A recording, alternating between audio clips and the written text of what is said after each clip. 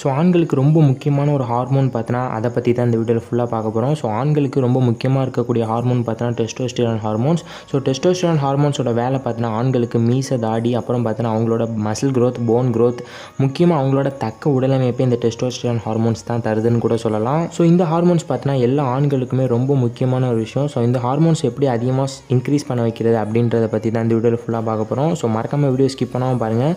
So எல்லா பாய்ஸுக்கும் இந்த video யூஸ்ஃபுல்லாக இருக்கும். ஸோ எல்லாருக்குமே இந்த வீடியோ ஷேர் பண்ணுங்கள்.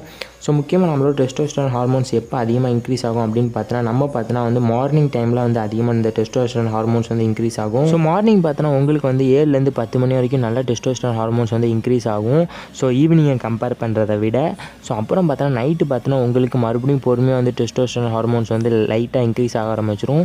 ஸோ முக்கியமாக டெஸ்டோஸ்டெரான் ஹார்மோன்ஸ் நல்லா இன்க்ரீஸ் ஆகணும் அப்படின்னா நீங்கள் பார்த்தோன்னா நல்லா வந்து உடற்பயிற்சி செய்யணும். ஸோ எந்த அளவுக்கு வெயிட் வந்து அதிகமாக லிஃப்ட் பண்ணுறீங்களோ, ஸோ முக்கியமாக ஸ்ட்ரென்த் ட்ரைனிங்லாம் அதிகமாக பண்ண நமக்கு டெஸ்டோஸ்டெரான் ஹார்மோன்ஸோட லெவல் நல்லாவே இன்க்ரீஸ் ஆகும். ஸோ உங்களுக்கு பார்த்தோன்னா சீக்கிரமாக பியர்ட் க்ரோத், அப்புறம் பார்த்தோன்னா வந்து ஹேர் க்ரோத், அப்புறம் மசில் க்ரோத், போன் க்ரோத்லாம் நல்லாவே உங்களுக்கு வந்து நீங்களே கண்கூடாவே பார்க்கலாம். ஸோ அந்தளவுக்கு நல்லாவே வந்து உங்களுக்கு இம்ப்ரூவ்மெண்ட் வந்து தெரியும். ஸோ முக்கியமாக அதிகமாக ப்ரோட்டீன், அதிகமாக ஃபேட், அதிகமாக கார்போஹைட்ரேட்ஸ்லாம் உங்கள் டயட்டில் வந்து கண்டிப்பாக ஆட் பண்ணிக்கோங்க டெஸ்டோஸ்டெரான் லெவலை இன்க்ரீஸ் பண்ணுறதுக்கு.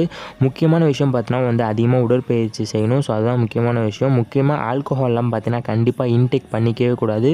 ஸோ ஆல்கஹால், ஸ்மோக்கிங்லாம் பார்த்தீங்கன்னா கண்டிப்பாக உங்களோட ஸ்பெர்ம் கவுண்ட் வந்து நல்லாவே வந்து பாதிக்க வாய்ப்பு அதிக அளவு இருக்குது. ஸோ அதனால் பார்த்தீங்கன்னா ஆல்கஹாலை கண்டிப்பாக அவாய்ட் பண்ணிக்கோங்க. டெஸ்டோஸ்டெரான் லெவலை டிக்ரீஸ் பண்ணுறதுக்கு ஆல்கஹால் ஒரு முக்கியமான ஒரு பங்கு வகிக்குது. ஸோ கண்டிப்பாக ஆல்கஹாலை வந்து அவாய்ட் பண்ணிக்கணும். ஸோ டெஸ்டோஸ்டெரான் ஹார்மோன்ஸ் வந்து எப்படி இன்க்ரீஸ் பண்ணிக்கிறதுன்னு சொல்லிட்டு நெக்ஸ்ட் வீடியோவில் நான் கண்டிப்பாக இன்னொரு முக்கியமான டிப்ஸ் வந்து போடுறேன். ஸோ அந்த வீடியோ வேணால் மறக்காமல் சப்ஸ்கிரைப் பண்ணி கூட ஒரு பெல் பட்டனை கிளிக் பண்ணி வச்சு ஆல் இன் ஆப்ஷனில் செட் பண்ணிக்கோங்க.